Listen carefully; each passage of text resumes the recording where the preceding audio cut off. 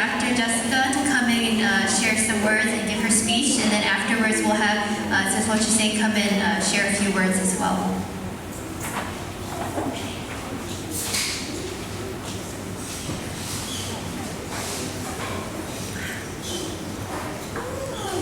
Everyone got their drinks? Feels good? Okay. Thank you all so much for sitting through and listening to all of the wonderful things that my parents, my sisters, my in-laws, my cousins, the Mongkyung family have said. Just bear with us a little bit more. I'm sorry if mine's a little bit longer, but I guess it's my day, so it's okay. But just want to say good afternoon to everyone.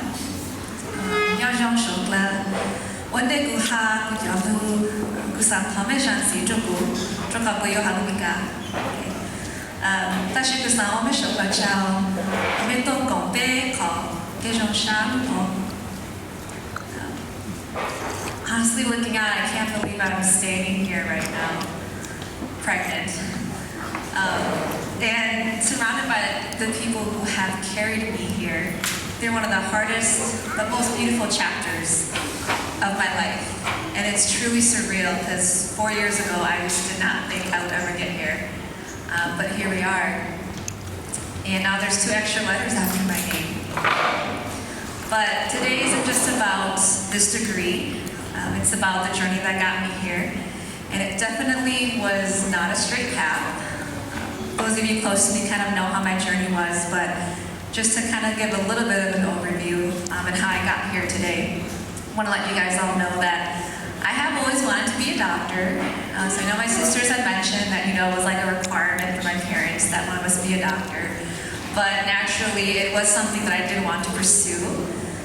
So I was pre-med in college. I did all the volunteering at the hospitals, trying to get good grades, got a degree in biology. But when I graduated, I didn't really feel ready to apply because I was, 21? And 21-year-olds don't always know what they want to do when they're graduated. So I think I was just too young and too unsure. And medicine is a very rigorous path for those of us who are in it. And so I gave myself time to just step back and figure out if this was really my path and my calling. And I took about a 6-year gap year, so it was pretty long. But I did make sure what I did in between was purposeful.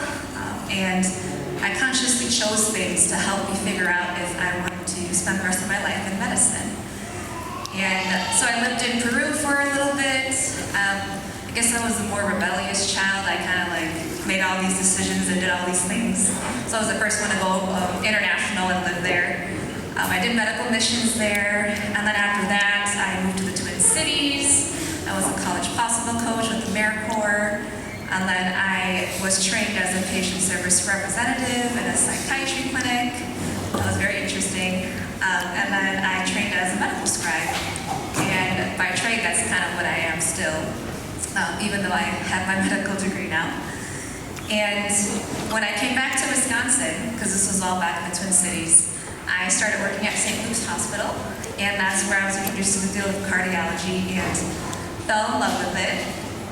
And that's also when I applied to medical school for the first time, and I got rejected. This was in 2017. But I kept moving forward. I worked at St. Luke's still. I also got my master's in public health in 2020. And then I took a job with the health department here in Milwaukee, and it was actually with my husband. We were both inspectors for a year. So it was a big shift from my medical journey. But it was during this time, 2020, the height of COVID, it hit. And I think God honestly just threw me back into medicine anyways, because we ended up doing healthcare work as health inspectors. And so I think it became really crystal clear to me that I was meant to do medicine. It was actually my calling. So I applied to medical schools again, and I got one interview at the U of M, and then waitlisted and ultimately rejected. And I was, it was hard figuring out what to do then, because I was married, I was young, and so I had to juggle all of these other responsibilities and thoughts with this plan as well, but I decided to apply to St. George's University, which is a Caribbean medical school. And I knew the stigma attached to those schools. I also knew what people said, and that was going to be a lot harder.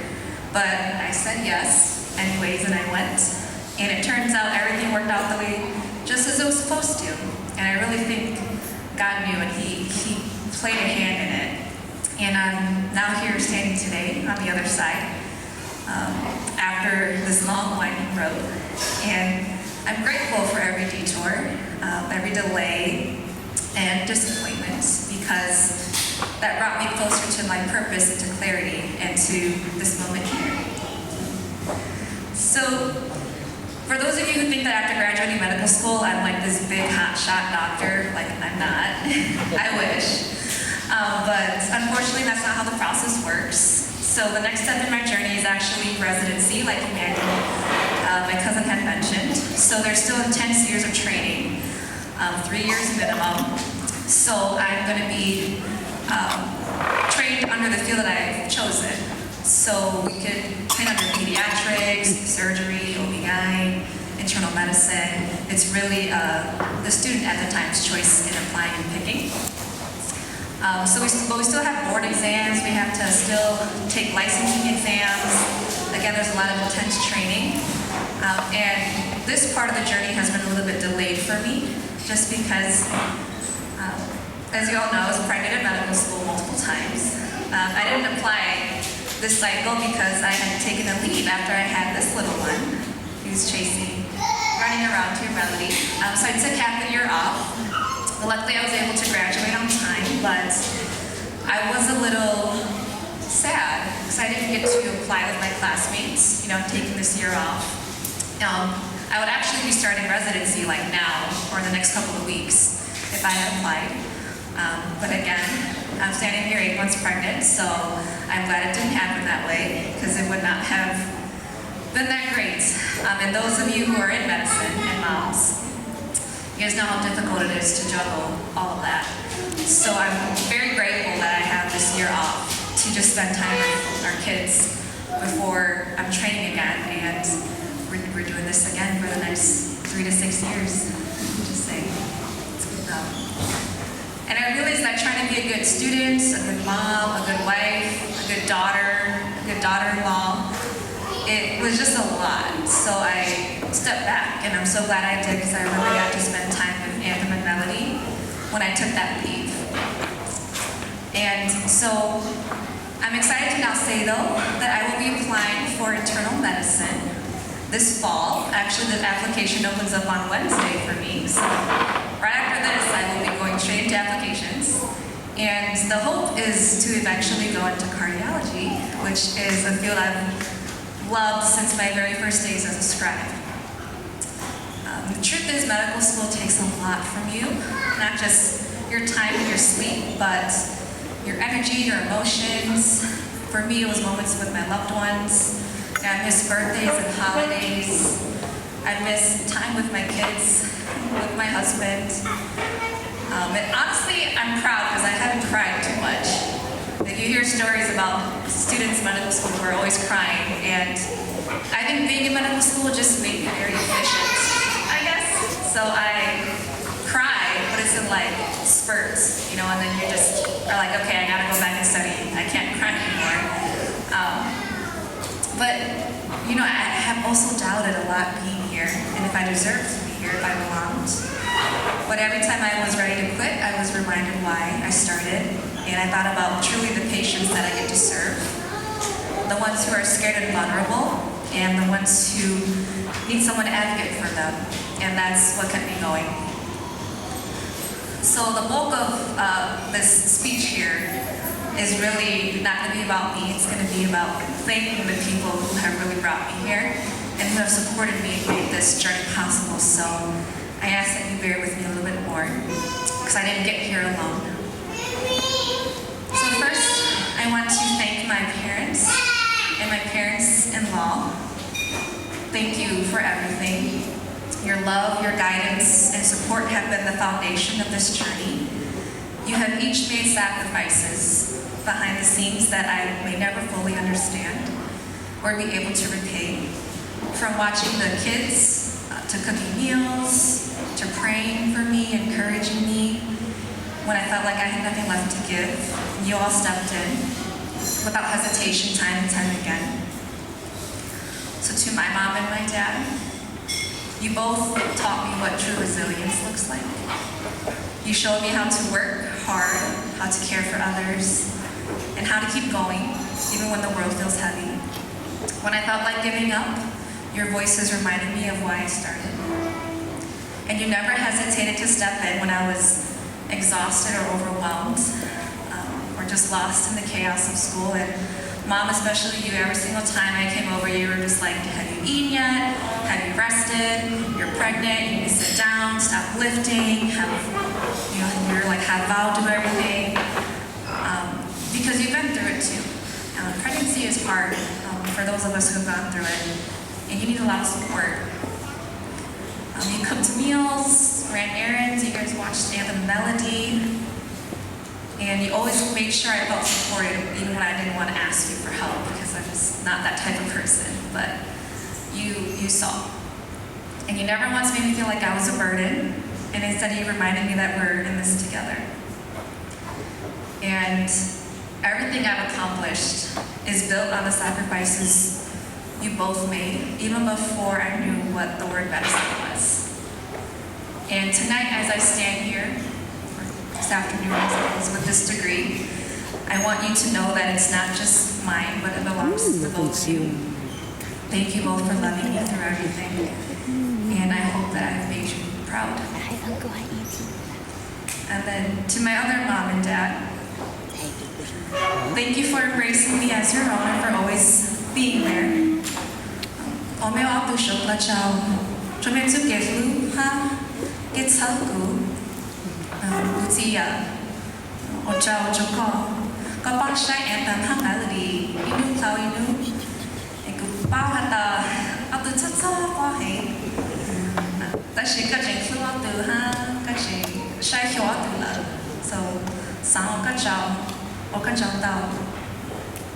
Thank you both so much for everything you've done to support me, just saying in our family.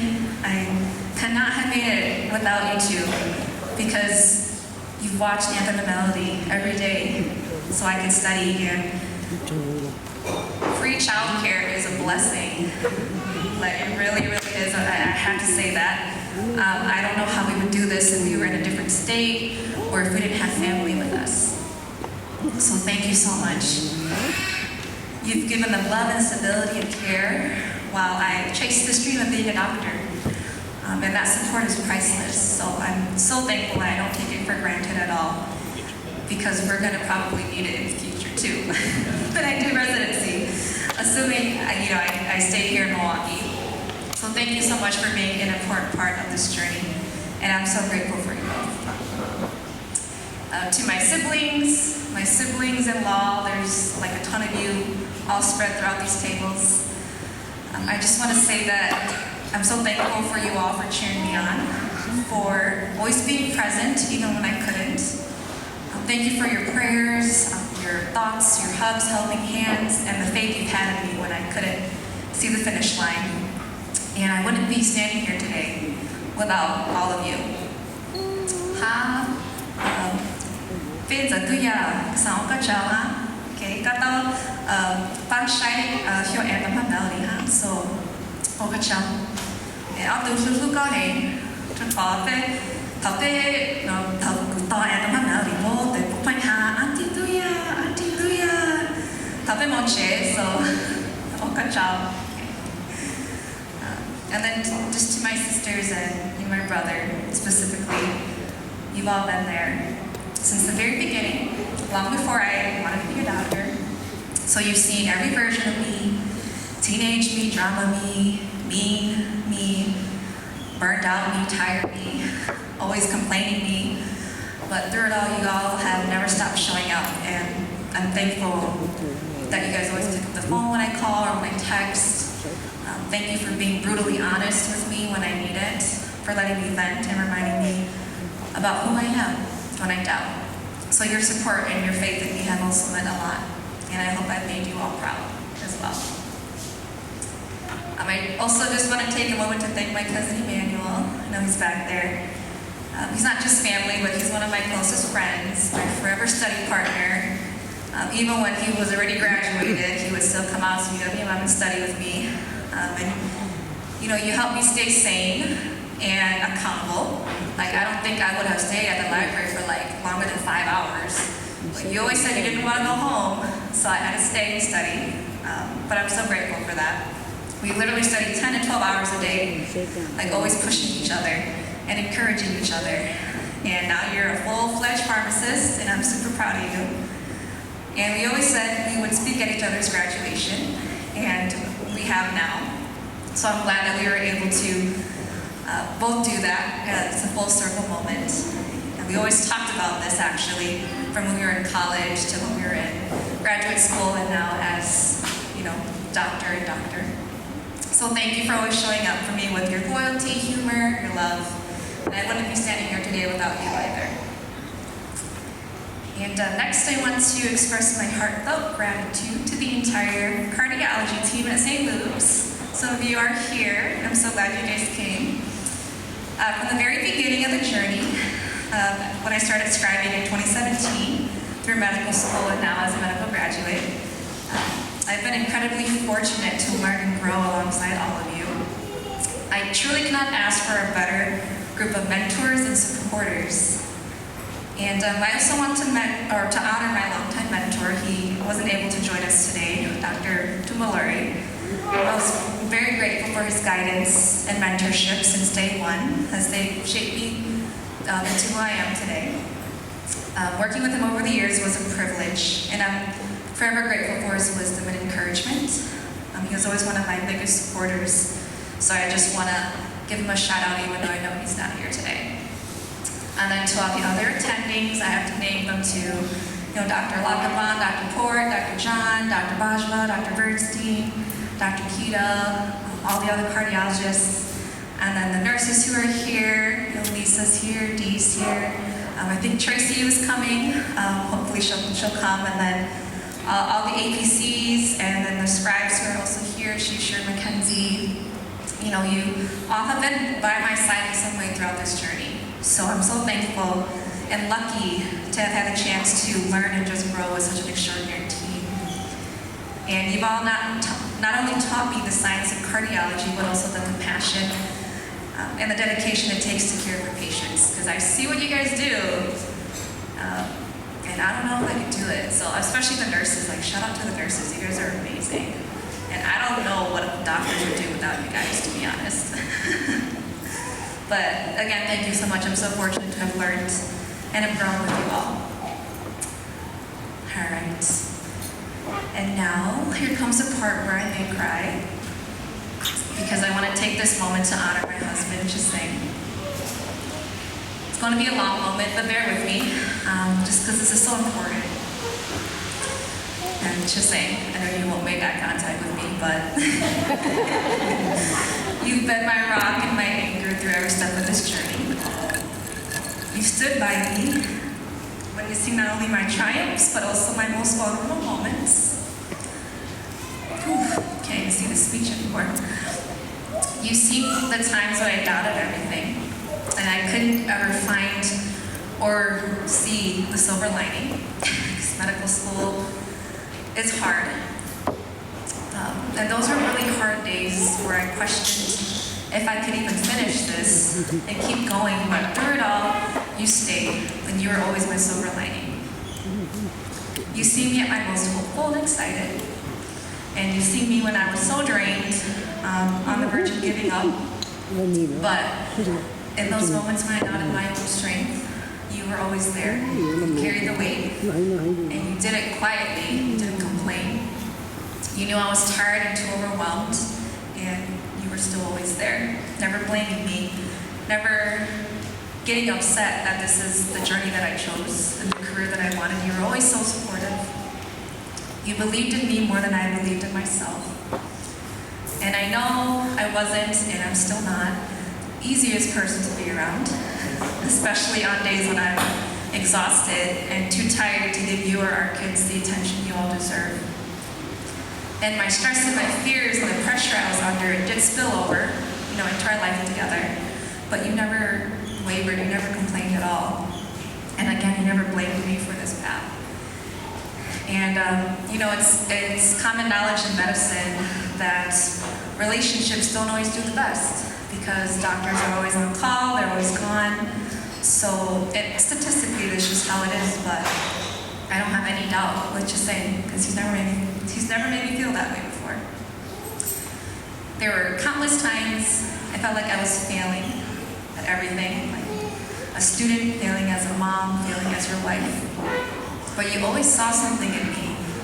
You saw my potential when I was defeated, and you reminded me that it's worth it, and there's a purpose behind all these sacrifices. And you loved me unconditionally, even when I felt least deserving of it. And I'll never be able to thank you enough for that. So as I stand here today, I realize this moment isn't just mine, but it's truly ours. You've been with me through every triumph and setback. You shared in the burdens and the blessings. And I wouldn't be standing here today without your love and support, and your patience, especially, and your unwavering belief. And I still don't know how you believe so much in me. You have so much faith in me.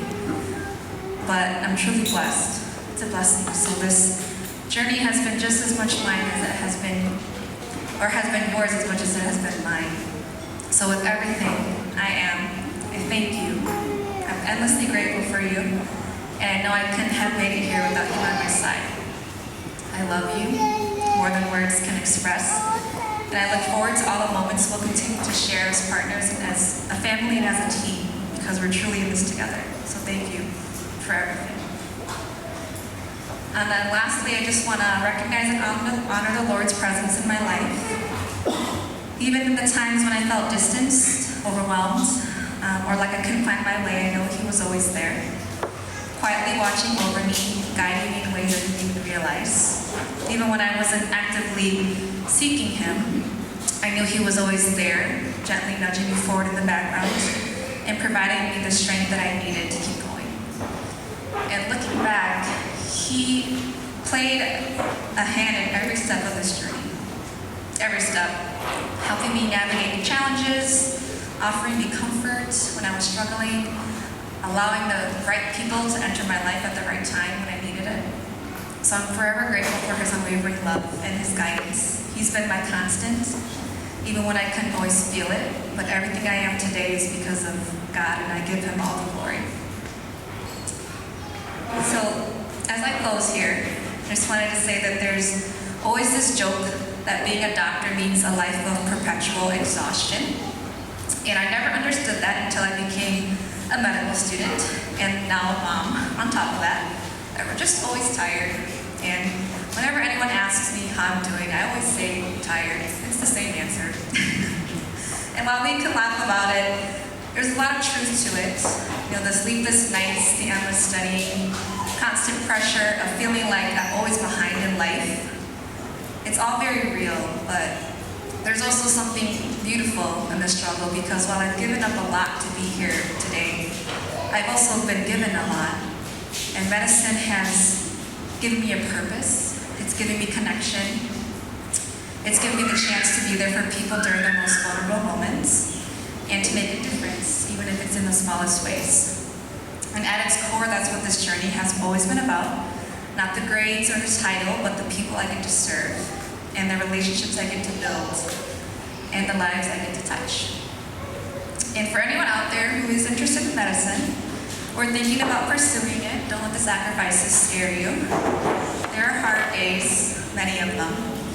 And there's moments when the weight just feels unbearable. There's times you'll question yourself, whether you're enough, and then you battle the imposter syndrome, thinking that you don't belong. But those moments are also the ones that shape you. Medicine doesn't just teach you how to heal others, but in a way also how to heal yourself. It teaches you how to be strong, resilient, and deeply human. And a lot of time that gets lost in healthcare. So those are important things to always remember. But I'm gonna be honest, it's not an easy road. It's a demanding profession. And adding motherhood on top of it, especially with young kids, makes it even harder. It asks a lot of you. But if you truly love it, like love the work you do, love the impact and difference you make, that's what's going to carry you through. It's not the paycheck or the title, the white coat, but it's truly the love for the work and for the people. And that's what's going to get you through. So thank you all so much for being here to celebrate with me. It means the world that you all took the time to be here. Whether you came from across the country or just down the road, your presence here is a gift that I don't take for granted. So again, please stick around, grab a drink, or three, eat our food, enjoy yourselves. You all played a part in this journey, every single person in this room in some way. And tonight I hope you all feel as celebrated as I do. So thank you all again. Your gift is a presence I don't take for granted. Your presence is a gift, mom brain, that I don't take for granted. But I love you all so much, and I hope you all enjoy tonight and have fun. So thank you all again.